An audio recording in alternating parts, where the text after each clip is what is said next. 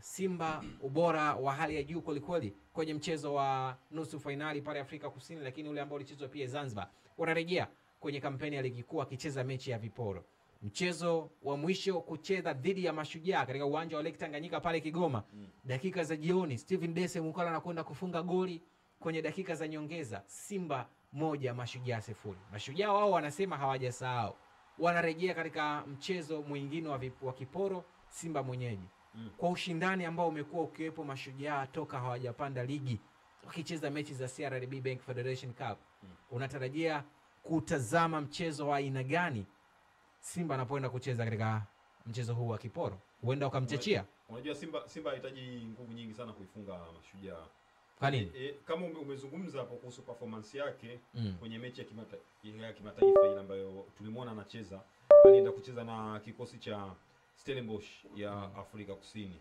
Kwa hiyo namaanisha kwamba Simba ama wachezaji wa Simba wa wenyewe wakiamua kukaza gia yao kidogo tu katika mechi hii, wana uwezo wa kuchukua alama 3 dhidi ya Mashujaa kutokana na quality ya wachezaji walionayo, morali ya wachezaji ambayo ipo kwenye kikosi cha Simba hivi sasa. Licha ya kuwa tangu Salum Mayanga ametua kwenye kikosi hiki Salum Mayanga kwenye timu hii ama kwenye kikosi cha Mashujaa, kuna mabadiliko yameonekana, kwa sababu ndani ya michezo mitatu wameweza kushinda michezo miwili na kupata sare mchezo mmoja, lakini bado haimaanishi kwamba Simba anashindwa kuwafunga. Simba kwa aina ya wachezaji ambao wapo kwenye kikosi chake, walipo na kiwango cha juu, vijana wadogo wengi, akitumia ile gia ya 50% tu anawafunga Mashujaa. Achana na ile 50%, yani uwezo wao 50%. Yes, achana na ile ambayo waliipandisha kuifunga Stellenbosch, ama ile nguvu ambayo kwa sababu hawezi kutumia nguvu waliocheza na Stellenbosch. Emmanuel, moyo. Unakumbuka mchezo wa mwisho Simba alihangaika pale bwana Kigoma. Kipi kinakupa juli ya kuzungumza haya? Hakuna mabadiliko zaidi ya kuongezeka kwa mpanzo tu. Ile ni Kigoma. Ile ni Kigoma. Kwanza mimi nikwambie tu. Simba singefika finali shirikisho kama wasingemuongeza mpanzo kwenye kikosi chao.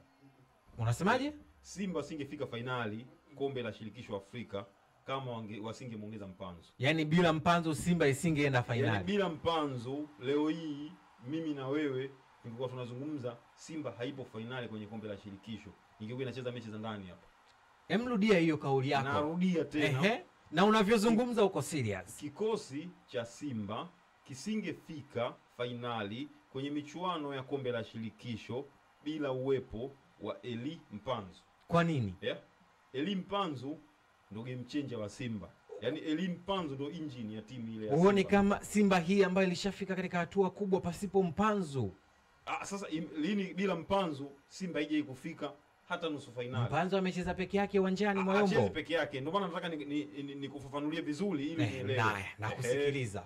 Eli Mpanzu kabla kwanza ya Mpanzu kuja, kama ulikuwa unaiona Simba inavyocheza, Ahua alikuwa anashuka chini. Muda mwingi sana alikuwa anagombana na Fadlu Davis. Nilikuwa naona anamuita kuja kuchukua mpira yeye ili akatengeneze mashambulizi yeye na Kibu Dennis. Umeona? Ile ilikuwa inamfanya kae mbali na goli. Umeona? Lakini baada ya ujio wa Mpanzu, majukumu ya kuiendesha timu akamwachia Mpanzu na Kibu Dennis. Yeye anacheza karibu na goli. Ndio maana unaona hata anafunga magoli kuliko washambuliaji. Umeona? Kwa sababu Mpanzu ndo ambaye kumfanya hata Dese Mukala jipate. Kwa sababu ya staili yake ya uchezaji, ile kasi. Kwa sababu Mpanzu anakuwa na kasi, Kibu Dennis ana kasi, Mukala na kasi, Ahua ndo yuko slow. Na ndio maana unakuta kuna wakati ukiangalia kwenye boxi ambalo Simba wanaenda kumshambulia mpinzani, mshambuliaji wakati kama ni Mukala hayupo, ili utamuona Ahua katika lile eneo. Kwa nini? Kwa sababu Ahua anajua mimi sina kasi, ila mimi inabidi nitumie akili, ninacheza na watu ambao wanatanua uwanja, wanapenda kukimbia. Kwa hiyo mimi nikija kukaa karibu na box, lazima kuna mipira itadondoka hapa, mimi nitamalizia. Umeona? Sasa huyu Eli Mpanzu Kibisawala alipokuja Simba amekuja kuwa kiunganishi kizuri cha timu. Yaani kabla hapo hakukuwa na muunganiko mzuri wa timu. Yaani kwenye eneo la kwenda kushambulia bado Simba walikuwa hawakuwa na ubora ambao wanao hivi sasa. Leo hii Mpanzu anaweza kuja katikati ya uwanja akachukua mpira, akaendesha timu, akafika kwenye ile eneo la ushambuliaji, akashuti mwenyewe akafunga, ama akampasia mtu mwingine akafunga, ama shambulizi atakaloanzisha yeye likatengeneza bao. tumeona Simba pia wamekosa mabao mengi sana ambayo yameanzishwa mashambulizi na yeye. Kwa ina maana Elie Mpanzu ndio kiunganishi cha Simba kwenye hizi mechi za kimataifa. Mimi nakwambia Simba bila Mpanzu isingetoboa. Yaani kuna mechi Mpanzu alikuwa kwenye kilele cha ubora wake. Hebu angalia goli ambalo alifunga la kwanza na Al Masry. Kuna kiungo mshambuliaji mwingine hawezi kufunga goli kama lile. Lakini huwa Mpanzu kuna clip zake huwa zina trend, anafanya mazoezi huko, anafanya mazoezi. Sasa yale mazoezi anahamishia kwenye mechi. Anafunga magoli kama yale. Mayombo, uone kama unabeza uwezo wa wachezaji wengine ambao walikuwepo Simba kabla ya Mpanzu. Ndio maana mimi nimekwambia ukizungumzia kwenye msimu huu Simba MVP ni Ahoua. Kwa sababu namba zote zinambeba kwenye ligi. Ana assist 7-8 kama sikosei. Na magoli yake 12. Ukienda kimataifa ana magoli 3 na assist 2. Na maana huko kuna wasiwasi naye. Yaani yeye ndio mchezaji ambaye anafanya vizuri zaidi kwenye kikosi kile cha Simba. Anatengeneza mabao, anafunga, namba zote zinambeba yeye. Lakini kwenye uhalisia tukija, mchezaji ambaye anasababisha pia hata Ahoua na shaini ni Elie Mpanzu. Eneo kuanzia, kwa sababu yeye ni mchezaji anayeiendesha timu, yule ana drive team. Mpanzu anaweza asifunge goli hata mechi 3-4, lakini uwezo wake ule wa kutunza mpira na kuanzisha mashambulizi unaipa faida Simba. Moja ya usajili bora ambao Simba wameufanya msimu huu ni wa Mpanzu. Ndio. Yes. Huu usajili wameupambania sana Simba, ndio umechangia mimi nakwambia Simba leo tunaona anaenda finali kombe la shirikisho. Mimi naweza, yani wewe tu hata mtazamaji ambaye anatofuatilia wakati huu anaweza kujiuliza Simba wasingekuwa na Mpanzu wangekuwa katika yani kimataifa wangefika wapi? Yani angalia benchi la Simba, ni mchezaji yeye anaweza akafanya kitu nusu ya Mpanzu, akaonyesha nusu ya Mpanzu. Siku ikitokea Mpanzu hatuombei.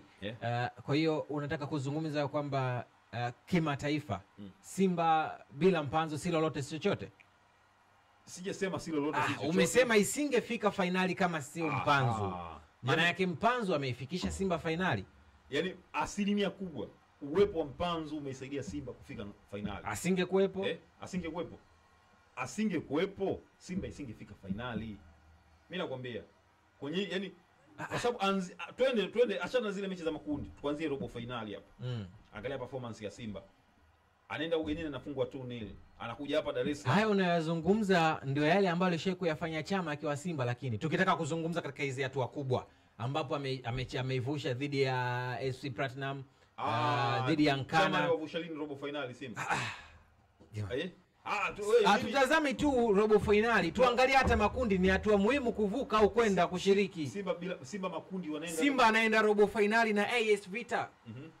Kwa Mkapa, unaikumbuka vizuri Mayombo? Sasa sikiliza babu, sikiliza. Sasa kwa nini leo amekuja Mpanzu unasahau wengine waliopita? Leo nataka kusema kwamba Mpanzu anacheza peke yake mule. Kwanza nikwambie kikosi cha Simba ambacho kimefika finali mwaka huu.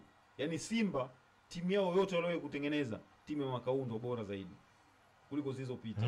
Because yani kikosi chao Simba Emmanuel Oku naikumbuka Mayombo. Mimi haya ni maneno ya Captain Mohamed Hussein kwamba kikosi cha mwaka huu ndio kikosi bora zaidi kuliko vikosi vyote vilivyopita Simba. Kikosi cha mwaka huu cha Simba ndio kikosi bora zaidi kiupambanaji kuliko vyote vilivyopita, ni kwa mujibu wa captain wa Simba kutokana na mafanikio yeye hapo anavyozungumza. Sasa Mohamed Hussein si mchezaji yupo pale, anajua vitu vingi na kwa muda mrefu. Mimi nikiangalia hii Simba ya saizi inapocheza kwenye mechi za kimataifa wanajitoa sana wale vijana. Kwa hiyo mimi naungana naye, Simba ya mwaka huu ni bora zaidi kuliko hizo Simba mnazozisema nyinyi. Hazikuwahi kufika, yani hazikuwahi kuvuka robo finali, zilikuwa zinatolewa.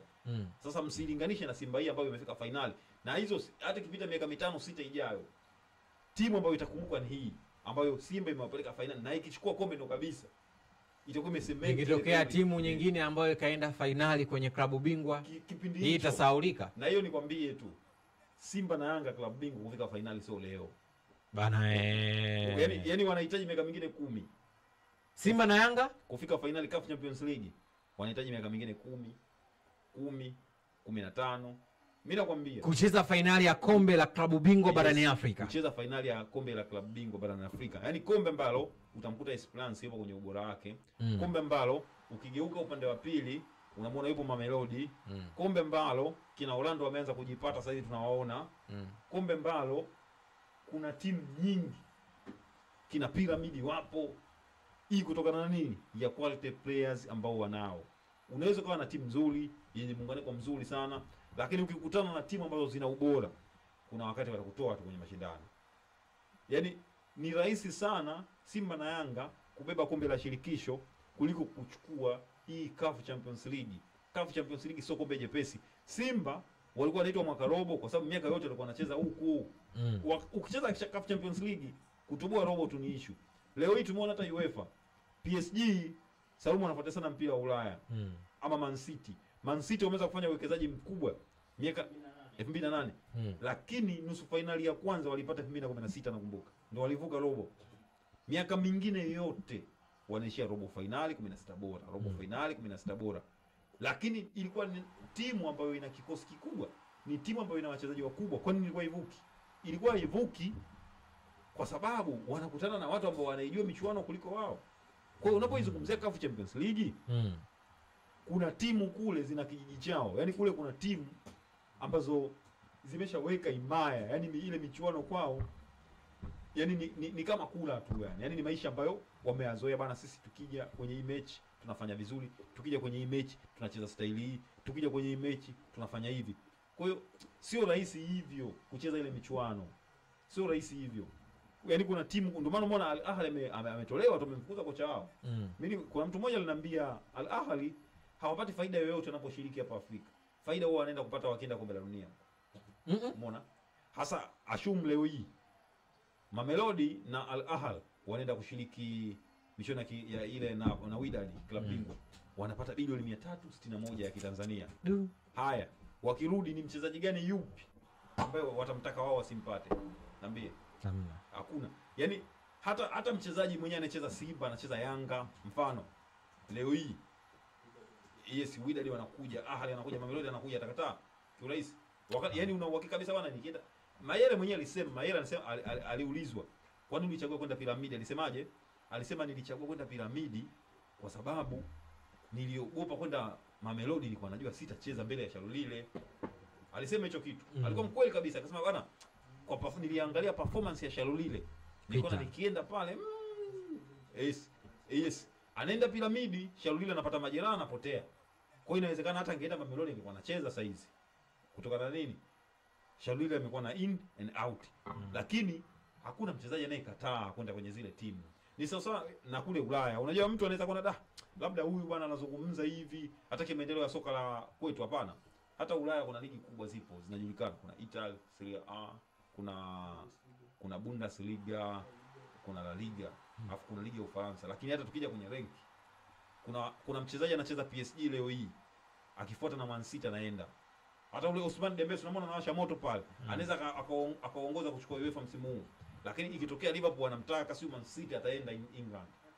Akitokea ataenda England. Kwa nini? Kwa sababu anajua kabisa ligi ya Ufaransa ni ligi ndogo kuliko ligi ya Uingereza. Nikienda pale Ufaransa sinazungumzwa hivi, nikienda kucheza Liverpool nitazungumzwa zaidi. Umeona? Kwa hiyo hata mchezaji anayecheza ligi kuu ya Bongo, hawa wachezaji mfano kina Pacome, sio kina nani, wanajua fika kwamba nikitoka Tanzania nikienda kucheza Mamelodi Afrika Kusini, umeona, nikienda kucheza Pyramid, jina langu linakuwa kubwa zaidi. Leo hii Mayele hayupo Tanzania, lakini Mayele akifanya vizuri kule watu wanamzungumza hapa, umeona. Kwa ndo maana mimi nakwambia, yani hii hizi rank zitaendelea kuwepo. Kuna kwa na ligi zile ambazo zinajulikana, mfano ligi namba mfano tunasema labda Morocco Botola Pro. Inakuja Misri PSL. Yes. Kuna ligi ya Algeria kutokana na uchumi, kuna Tunisia. Zitabaki kwenye level ile ile hata kama zitashake. Wanajua ni njia ipi tunatoka kurudi. Leo hii umemwona Sifaction huyu amekuwa mnyonge kutokana na ana majanga kiuchumi, lakini miaka 2, 3, 4 ijayo hatakuwa hivi. Atabadilika. Ligi ya Tunisia ilikuwa ni moja ya ligi ambayo ilikuwa inatoa washindani wengi, lakini kwa siku za karibuni timu zao nyingi zimekuwa zina changamoto kiuchumi. Wamepotea. Mpira wa kwetu Afrika unapiga hatua kubwa, lakini hizi ligi kubwa zitaendelea kuwepo. Ndio maana unaona hata kule Ulaya kule kuna ligi za Ureno, Netherlands. So kusema zile timu ambazo zinatoka kwenye maeneo haya haziwezi kumfunga mtu anayetoka Uingereza, zinamfunga kwenye hii na kumtoa kwenye mashindano kabisa. Lakini bado level ya ligi inabaki pale pale. Ndio maana mimi nikaana nakwambia hivi, ni rahisi sana Simba na Yanga kuchukua kombe la shirikisho hilo kuliko kuchukua CAF Champions League. CAF Champions League kule wewe inabidi ukaze msuli vibaya mno. So kombe jepesi hata kidogo kule. Yeah. Nafasi unayo ya kutuandikia maoni yako mtazamaji kwenye hiki ambacho anakizungumza Mayombo. Amezungumza nikinukuu, amesema ya kwamba Simba bila Mpanzu isingeenda finali, asingekuwa Mpanzu, na mnukuu Emmanuel Mayombo, yeye amezungumza hivyo. Kwa upande wako unazungumziaje ubora ambao ameonyesha Elie Mpanzu Kibisawala katika michuano hii ya kombe la shirikisho, hususan kwenye hatua hizi kuanzia robo finali, nusu finali pia haswa? Ulikuwa unazungumza hapo na tulikuwa kwenye huo mjadala kuhusiana na Elie Mpanzu.